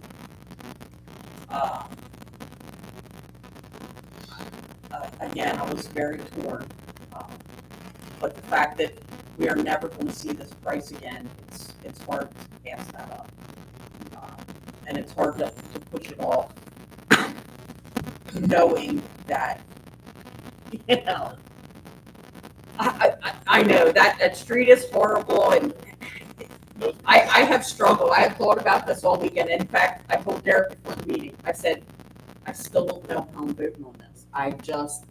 I'm really, really torn. But I think I'm at a point. I think I'm good. You know, people in that block have been, you know, not on the same promise, but certainly they thought they have been patiently waiting. Very patient. I'll say this, I was very pleasantly surprised because I wasn't expecting this, and it kind of gives me a little bit of faith in the bid process again, that it is a free market, it's not rigged, and, you know, they can come and bid out the job. So, pleasantly surprised there. And I guess when I look at, like, obviously I'm on the same page in terms of we need to have, McGinnis is a project that's a major, major priority. So we need to have the funds in there for that to flow and do its thing. I mean, obviously one of the other projects that's on the plate is the public works. And while I want to see that move forward, I would say that our public streets, which all of us as a community drive on, is a greater priority, and I would be willing to see the public works building project be pushed back until we get some of these properties sold, if need be. I mean, we shouldn't run into that situation, but I really want to see this go through and get that street fixed. We're always talking about saving money too, so if we don't do this down the road, I know. We're costing ourselves money. Yep, we are. And it's, you know, like I said, it's just, yeah, just like an add-on kind of thing, and the road wasn't really that bad. I wouldn't care, but that road is a gigantic mess. Yes, People are beyond patient, and, you know, a council person, I was on council for 2 years, but said there's no greater gift you can give your citizens than roads. And I'll just add on, Jake can back me up if he wants, but just that this is one of the last major rebuilds that need to happen in town. I mean, not that there isn't more road work that needs done, but this is a major rebuild that's been on the list. It's been on Derek's list for what, 5+ years? 4 to 5. It's been on as long as I've been here, and that's going on 5. So. All right. Any other questions, comments, concerns? So I don't have a problem with voting on it. Would anyone like to make a motion to award the bid to SM Johns? So moved. Have a motion by Councilperson Stahl, second by Councilperson Murphy, to award the 800 block Chestnut Street Improvement Project to the lowest bidder, SM Johnson and Son Construction, the amount of $276,518.34. All in favor? Aye. Aye. Anyone opposed? No.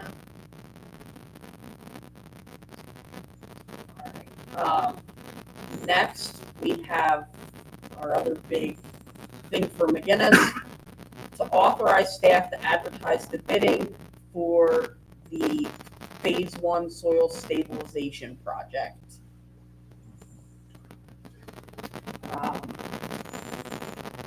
Eric is cleaning this up and getting this ready to go. We need to get this. We need to get the bid put out. We need to get this out for bid.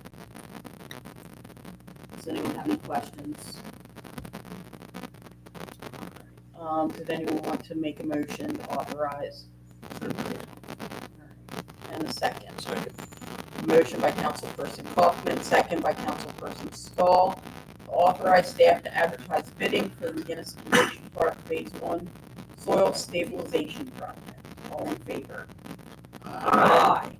Anyone opposed?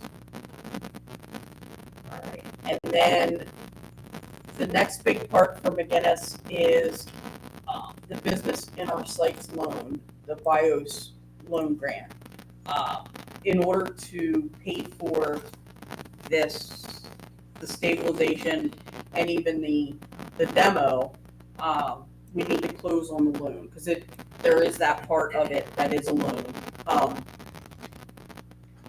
So we have to close on it just like you would close on any other, mortgage or anything like that.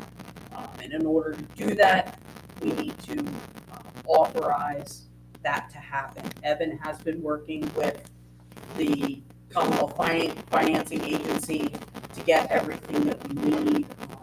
We're just working on, I think the final thing is the title insurance. Title insurance is the big one, yeah. Yeah, the title insurance is the big one. So we are ready to go on that. And once we do close on it, since we have spent money above and beyond that $1 million initial grant, as long as we provide the documentation for that money, we can get that reimbursed right away. So, and again, it's a reimbursement grant. So what we'll have to do, and I told Derek this when we talked to the people about bidding for the stabilization, we're gonna have to chunk it so that instead of having one big payment at the end, we have payments throughout, because we don't have $5 million to lay out right off the bat. I think they've had We need to chunk it, so that's what we're gonna have to do to roll our capital through. All right, does anyone have a problem authorizing the closing on the buyers? Do I have a motion? I do have a problem. Okay. I think before we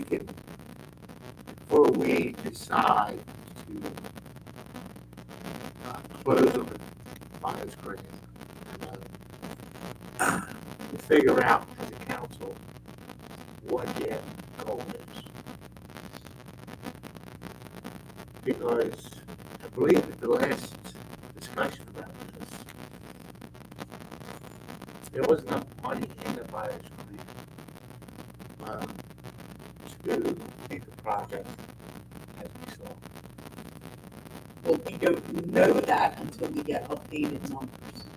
Correct. Right. Correct. But at the same time, with that being said, I surely will not vote for anything without knowing actual numbers. Now, if you're gonna tell me that phase 1 is gonna cost $3 million, and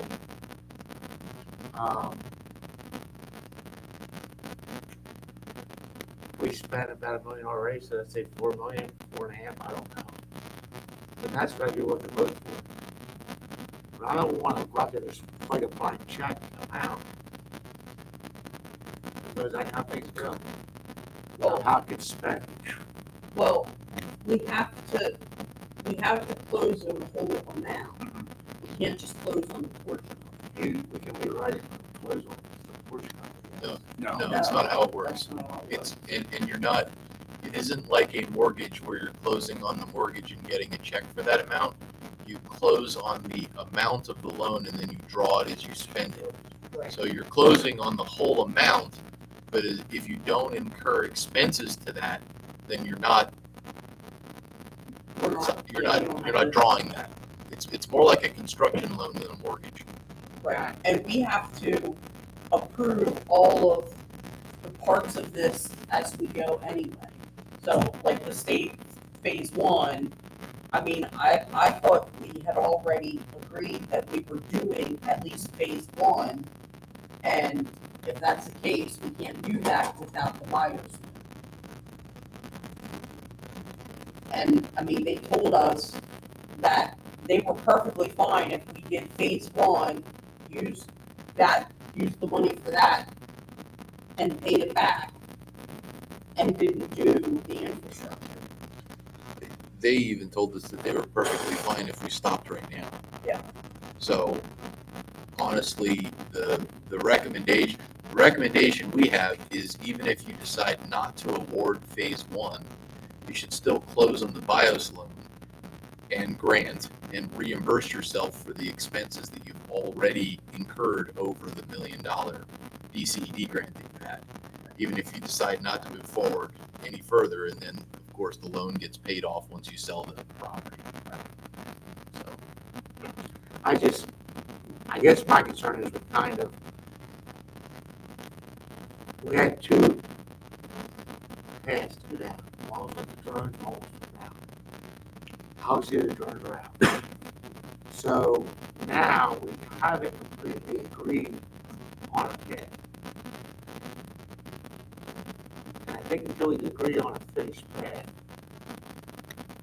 we shouldn't be taking loans out on something we don't even know what might come back. That's my point. Eric, I had thought, maybe not officially decided, but basically decided that get to the point where the ground is shovel ready, and then that's it. I'm in favor of that. But that's not the rule of the council. That's just me.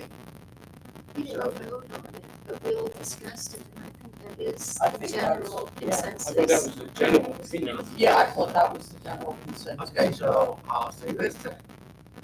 Before we vote on it, make that then the final judgment.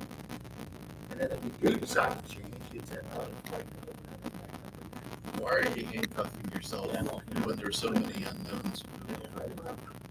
It's so fluid yet. Like you said, like Jared said, I kind of look at it like, like say you're somebody deals in real estate, buy some junk, home, and tear it down, you want to do this and that. You got to have it done and on the market by a certain date. And every day you're beyond that, you got a mortgage on it, you're costing yourself money. I don't want to do. We're at the point now that two things. In my opinion, anyway. Number one, if we can't afford to delay that end date, we got to get this on. You got to get it done and on the market. And the second part is we got to have it at least in a condition, that is shovel ready. And while we're doing that work, get it shovel ready. I think we need to keep like this. I don't want to close any doors. I'll wait and see what comes in. We might be pleasant. I think we will be pleasantly surprised by the outside. Right, and I mean, it may end up that It might go here, it might go here, it might go here, I don't know. it might end up that the people that want it still need some of that, the benefit of the remainder of the BIOS grant. Which means the property has to stay in our hands until it's complete. Not necessarily. Or it's necessary. We're not gonna give us BIOS money, allows us to spend on the property. Once you sold the prop, now you could have an agreement of sale that, Right. I'm just saying. Yeah. It'd be like me saying I'm getting a job next week, therefore I'm gonna buy a house. Hope I get the job. The better, Makes no sense. here- all right, I've been working up an analogy here. The analogy is, Eric, I'm gonna give you $100 to put gas in your tank. You only have to pay me back for however much gas you put in. And you pay me back when you sell the property. So the borough is in control of the nozzle, of the gas nozzle. I The $100 doesn't change. I get that. Yeah. And Pennsylvania can say, we'll give you $100 million to play with. And you know what? Maybe after phase one, we're done. Maybe after phase 12, we're at $100 million and need more. My only point is, I think we ought to come with a definitive plan of what we want to do, and how far we want to take this. And then we're I think because of the expenses you already have, if you can get 40% of those paid by the loan, or by the grant, excuse me, I think that. I'm not, it's not that I'm not in favor of this Yeah. grant. I just think as a whole, we should decide where we go.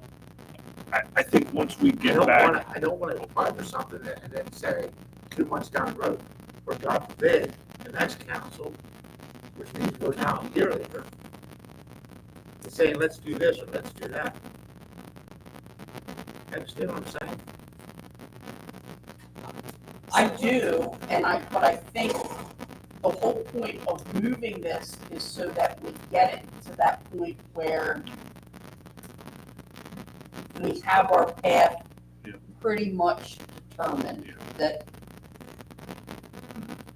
past that point of no return.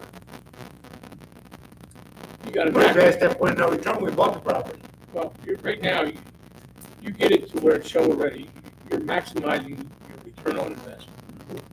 So anything additional, as Derek was saying, anything additional could get done in cooperation with the purchaser. And you can set safeguards in place. Matter of fact, we did it once with McGinnis property, where if they back out of the deal, they owe us whatever we had invested.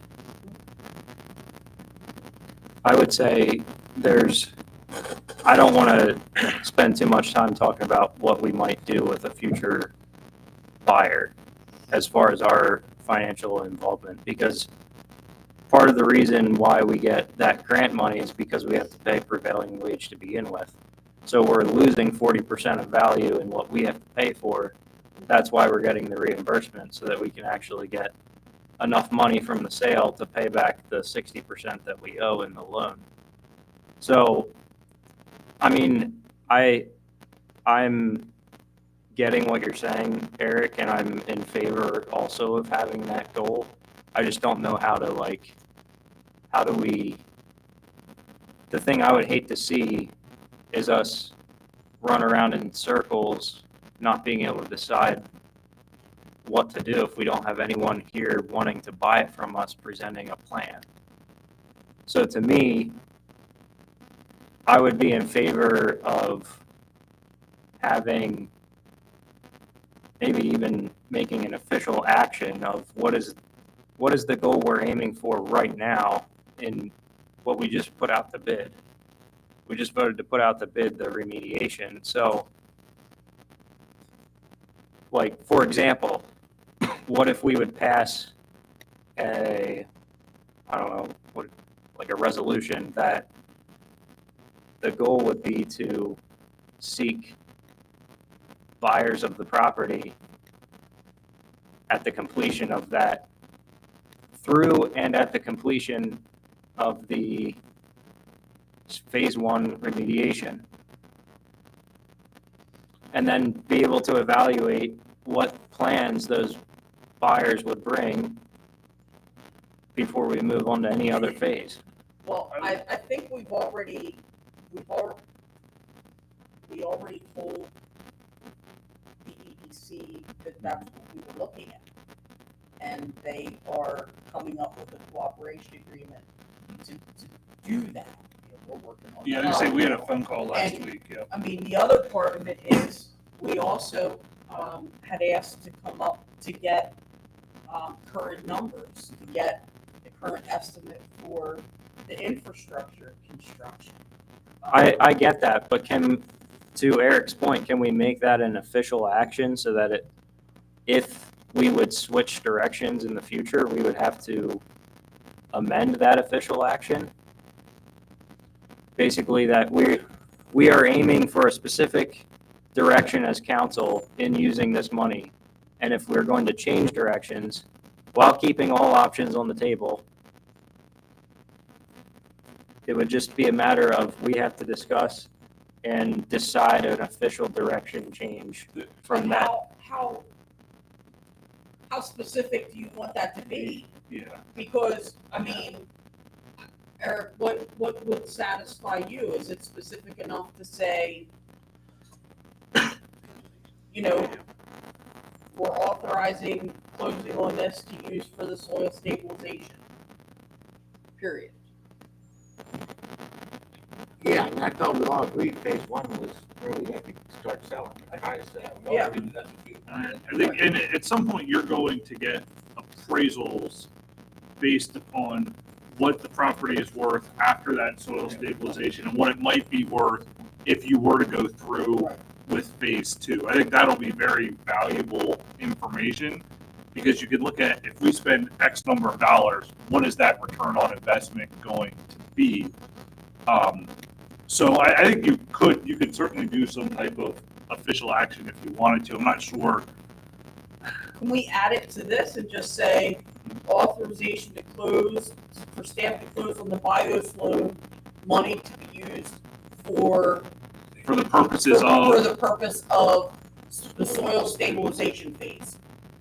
But then doesn't that hamstring us from doing any further phases with this loan? Because then we come back and authorize it later that we are moving forward. I think Peter's got a point. But then there, to be honest. the whole 9 million is here. Yeah. I feel like it would have to be an action outside of that saying directing staff to pursue the sale of the property post phase one. All right, so I'm gonna say this. Here's where I have a problem. I do not want to get in bed with any developer out there and sell that property longer and use that grant loan money to help somebody else develop it. We'll stabilize it, and I don't care if the curb cuts in, I don't care if the utility pulls up to the main entrance. That's as far as I'm going to go. Because if we go any further than that, that's just time that we don't have the property, which means we're not going to pay taxes. That's another year to the 6-year project. Those, they would have told me through. I don't think we want to go any further than that either, to be honest with you, because we don't know. I mean, I want to go in front of a bunch of roads and, you know, right, and it's storms cruise in and have the guy give us, it's all wrong. I don't know, this, I need this plot bigger, this one smaller. They would want that. Right, and I thought we were all on that same page. I didn't tell you this, so Well, no, we're not fighting. No. I'm fighting on it. We just don't understand why we would hold up closing on the BIOS loan. When we already agreed that that was what we were marching towards. I think from what I've heard tonight, it seems like there's a concern for what may happen once council turns over. That seems to be the bigger concern over whether or not to close on the loan. Black and white, you need to close on the loan to pay for phase one. That's a fact. I understand that. So, moving forward, after you close on the loan and draw on it to pay for phase one, it's going to take official council action to move it further and draw any money. From my seat, you can make a declaration tonight that you're not moving any further, and that's in writing, and that can be undone just as easy by the next council as you making no declaration tonight. Or this council, yeah. I think my take in speaking with the EDC and everyone involved in this project is you take it through phase one, you understand what the appraised value of the site is, you understand who is there and willing to pay for it. And again, I think if the borough can get out of it at that point, awesome. Absolutely awesome. if we get to the end of the soil remediation, you find out, wow, we're still underwater on this, or we need to do X, Y, Z to make it more marketable, then maybe you do that and then you sell it. But there are a lot of unknowns with the market and what is someone willing to pay for that. And I agree with all of you. I guess my What's- stance is I don't want anybody representing Columbia to dangle a balance of $3 million when they have that available. Say, hey, if you buy this property, we can help you with that. I think, and Pete hit the nail on the head. Remember that because we're a municipality and we're required to pay prevailing wage, anything that we do is inherently going to cost more than a developer.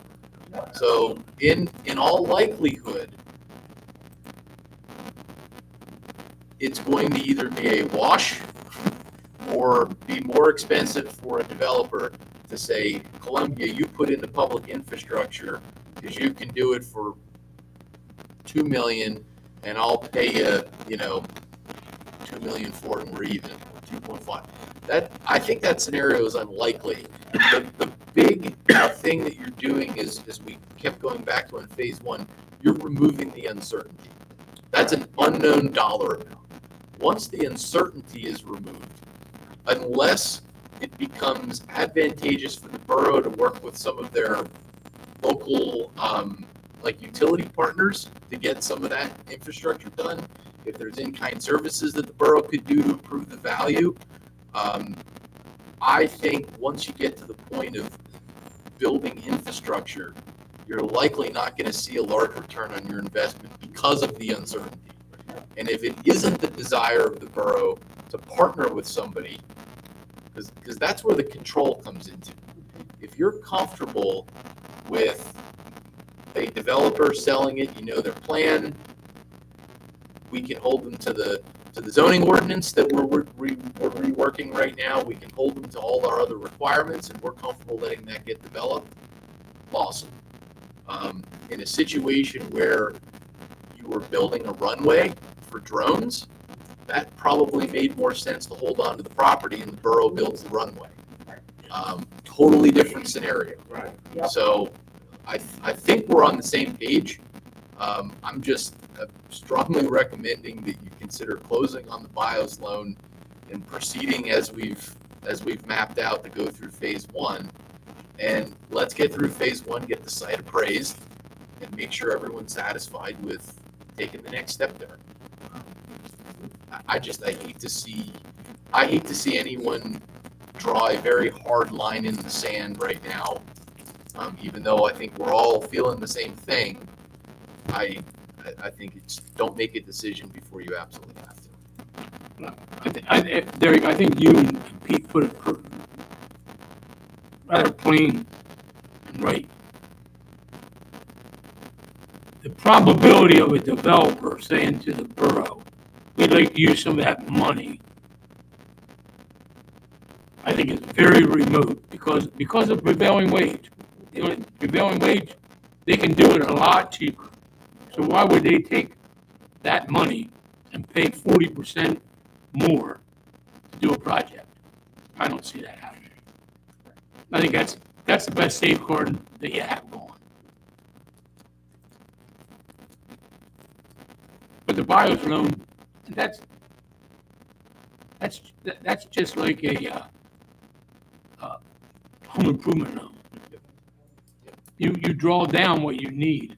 You apply for the whole thing. Yep. You draw down and you're only obligated to what you need. Yep. So if you're saying we're going to shovel ready or the end of phase one, that's it.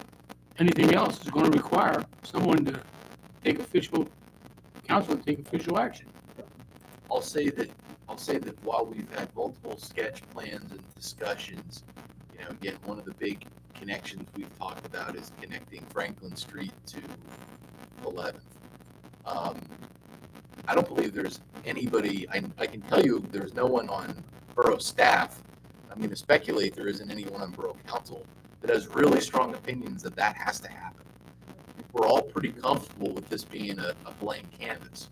So without a without a joint desire to see some improvement happen there, the mayor hit it on the head. That's the only reason the only way I would recommend that you proceed with the infrastructure is if it can be proven to be very financially responsible, or if there was a non-negotiable piece where the borough's like, no matter what, we want to see Franklin Street go in this way. Then I'd say do it. You're not losing money and you're getting what you want. But if you don't have a list of must-haves as far as public infrastructure goes, then I think you stop. I mean, we haven't even thought about, I mean, if we felt strongly about the Franklin, and if we felt strongly about that L, we'd be talking about putting it on the official borough map, and we're not even talking about that at this point. But that's part of my concern. We're not talking about this. This is 5 years in this project, and we haven't talked about it. Well, it's been fluid. I mean, we're working on the zoning. That needs to happen. You know, I think we've all sort of The drones yeah. being out really changed a lot. It hasn't been 5 years of blank canvas, because the drone design was on our minds since the start, really. Right. And we only figured out that they weren't going to be a part of this for real like January. Yeah.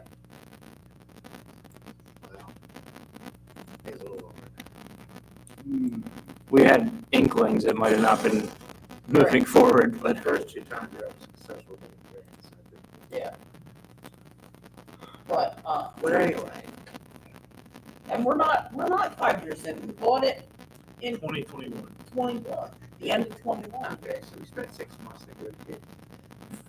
I mean, yeah. But we said this was a 5-year. We were saying we wanted a 5-year exit. If we're out by the end of this year, the beginning of next year, we'll be actually less than 5 years. We'll be at 4 years.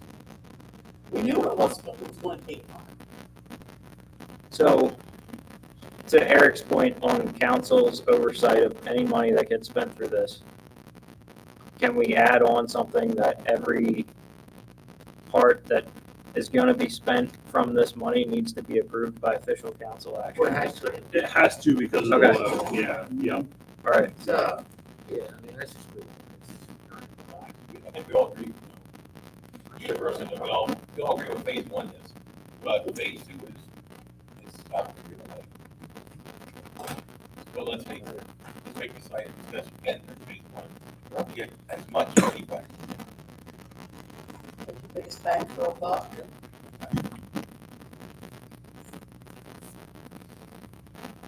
All right. Are we okay? Do I have a motion to approve staff to close on the buyer's loan for the McGinnis Innovation Park project? So, second. A motion by Councilperson Murphy, second by Councilperson Stahl, to approve staff to close to the buyer's loan for the McGinnis Innovation Park project. All in favor? Aye. Anyone opposed? All right. Staff reports, comments, and announcements. Mr. Dave. I don't have anything further this evening. Borough Engineer. CDBG application for 300 block of Locust Street. The letter of intent was approved. Wait. It's what? Locust? Union Street. I'm Union, sorry. okay, yeah, I was like, wait a Union, minute, I thought you 300 were- block. I will check the Yeah. application. No, it's Union. Okay. Yeah, I The was letter like- of intent has been approved. The full application is due May 27th. So we'll be coming to Planning Commission in May for a letter of support, and the council for a resolution in May to submit Secretary Treasurer. Boards, commissions, and committees, upcoming meetings, Shade Tree meets on Monday the 28th. In your packet, you have Planning Commission workshop minutes from 3/18 and the regular meeting minutes from 3/18. Borough Council comments, Councilperson Stahl, Nothing, thanks. Councilperson Murphy. I just want to thank all the organizations, churches, groups, et cetera, that did so much for the community over the Easter holiday. Much appreciated by council. Councilperson Councilperson Kaufman. I have nothing either, but make sure Friday there's going to be a lot going on around town. Make sure you stop down and enjoy the festivities and the cleaning and everything else. So, announcement of next meeting at 7 p.m. on Tuesday, May 6th. Council will hold a workshop. Could I have a motion to adjourn? So moved. Second. A motion by Councilperson Kaufman, second by Councilperson Stahl to adjourn at 9 p.m. All in favor? Aye. Aye. Anyone opposed? We are adjourned. And we have checks to sign.